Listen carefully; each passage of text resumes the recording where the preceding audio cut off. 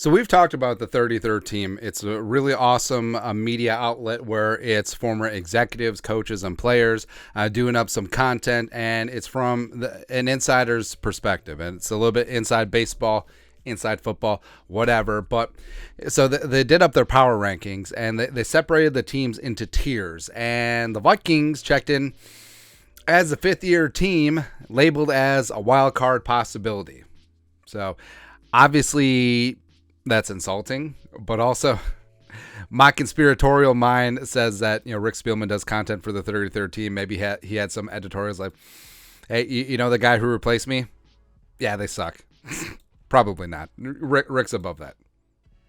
But yeah, the Vikings checking in as tier 5, a wildcard possibility. It just doesn't sit right. And again, I understand the national media jabroni haircuts. Their opinions really mean nada, but not getting the time of day from the outlets that broadcast to the masses and the rubes and like the casual fans, where it's just like, oh yeah, hey, you know who sucks? The Vikings. You know why? Because even though 13-4 want some more, win the division, they got their ass beat at home because Donatel's defense couldn't stop Danny Dimes. Then Daniel Jones got paid $11 bajillion, as well as point differential. Hey, you know how people found out about point differential? Because the media jackals just kept hammering on it. Point differential. First time I've ever heard that stat being beaten to death, which is exactly what happened last year. But it is what it is. But the Vikings offense going nuclear, man. Going supernova with Jordan Addison and Jefferson and all that stuff in the defense. It can't be any worse. Knocking on all the wood. Brian Flores, I mean, at least they're going to blitz. That's it, man. But, the fact that they're just downgraded, I don't get it, man. But going through these tiers, so Super Bowl is the expectation.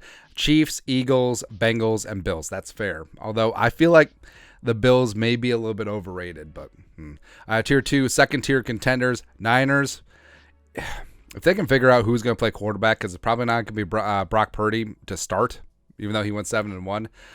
You got the Jets. I mean, yes, everyone's buying into Aaron Rodgers, but Aaron Rodgers. But did they remember that Rodgers was ass? Thank you last year, and the Packers became a running team. I don't know. Cowboys are always going to be up there, but they'll always fall flat on their face. Chargers, I mean, if they're not blowing 27-point leads in the wildcard round, sure. Then you got the Dolphins. If Tua can stay healthy, they'll be legit. The Jaguars, I feel like people are putting the cart before the horse with the Jaguars. Like, yeah, they made a big step last year, and they were that team that came back from 27 points down against the Chargers. And I do think that Trevor Lawrence is going to be a star in this league, but I don't know if they're quite there yet. Not quite. Long shot contenders, the Seahawks, the Lions, and the Ravens. So the Seahawks are good. The Ravens are good. The Lions are... I'm not ready to buy into the Lions yet.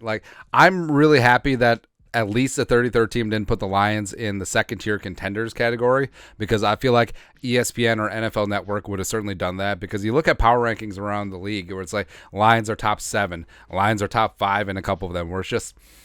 I mean, remember, this team started out 1-6 last year. Are you really buying into Jared Goff? Sure. Whatever. Tier 4, not quite contenders. So this is hilarious. You got the Giants, who, I mean, yeah, the Giants won the wild card round. Big whoop. Congratulations. You got to play Ed Donatell defense. You're going to like how our defense plays. Baloney. And everyone blames Kirk for the 4th and 8. It shouldn't have come down to that. Like, how do you give up all those points and all those yards to Daniel Jones? Browns. I like Kevin Stefanski a lot, man, and I don't know if like a full season Deshaun is going to be the magical elixir. I understand you gave up a ton for him and you gave him a fully guaranteed contract, but who knows? The Broncos, I'm not believing in Russ. I do not believe in Sean Payton. I do not believe this will be a quick turnaround. I think that the Broncos are going to be very poopy again this year. And then wildcard possibilities. This is hilarious. This is amazing. So the Vikings, who went 13-4, are in the same tier as the Bears, who have the worst record in the National Football League. The worst. And yeah, Justin Fields, he's got upside, yes, but can he actually be a thrower and not just a runner? Maybe. They surround him with a couple weapons. Sure, that defense is still going to be atrocious. I mean, who are their pass rushers? Legitimately, like name one besides Travis Gibson. Name one. Can't do it. And also in the same tier as the Saints, who, I mean, Derek Carr. That's your big move, huh? Big. And then also speaking of big, so I mean, they're betting big on the running back position. I mean, the Falcons could run the ball, and then they brought in Bajan.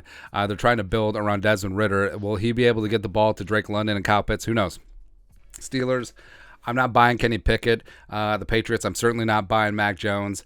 More likely to finish last in the division. So, Commies, Raiders, Rams, I would drop the Rams all the way down to the bottom. Frankly, I think they're tanking. The Titans, I would drop. The Panthers, I mean, the Panthers have some nice pieces. I love Bryce Young. Their defense is fast and fun and young. Whatever. And then the Packers, I'm just happy. Like, to a certain degree, I'm just happy that they call a spade, and the Packers are going to be bad. They're going to be rebuilding for a while, and I love it. Future is bright, present is murky. Colts and Texans, I believe that. They both have rookie quarterbacks as well as full-on rebuilds with new head coaches. And then Tier 8. Here comes Caleb Williams. The Bucs are going to be bad. The Bucs are going to be biblically bad. Like, if your best option at quarterback is Baker and your second best is Kyle Trask, nope. And the Cardinals, I mean, the Cardinals have the Texans' first-round pick next year. You can't understand how huge that is. Kyler's going to be missing a significant portion of the season coming back from that ACL. And also, I think that Monty Ossenfort is going to be done with Kyler as it is.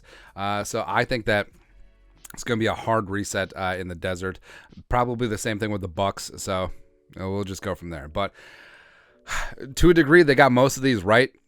I think that they were correct in the placement of the Packers. I think they were wrong in the placement of the Bears. I would put the Bears in future is bright, present is murky. Actually, I wouldn't even do that. I'll put them in tier 6. Like, tier 7 seems better than tier 6. It does. But also, I like that they didn't pump the Lions into the top 10, which, you know. All right, so if this was an actual power ranking, the Vikings would be, 17? Okay. We'll live with it for now, but again, it's just the media and like people who are involved in the game that can't even escape it either. They're buying into the hype of the Lions. They're buying into the hype of the Bears. Oh my! So I don't know. Again, whatever at this point, but got to prove it on the field. This offense is going to be legit. The defense is going to be super fast and aggressive either way, and just get after it. But, 33rd team. Even though you got Spielman, you made the list. You made the list, man. But your thoughts are thoughts. Vikings ranked as a 5th-tier wildcard possibilities team by the 33rd team. Let us know your thoughts and our thoughts and their thoughts in the comment section below. Subscribe for daily Vikings takes. Want to support the work? Put a little something in the Venmo. But till next time, Skol, production value.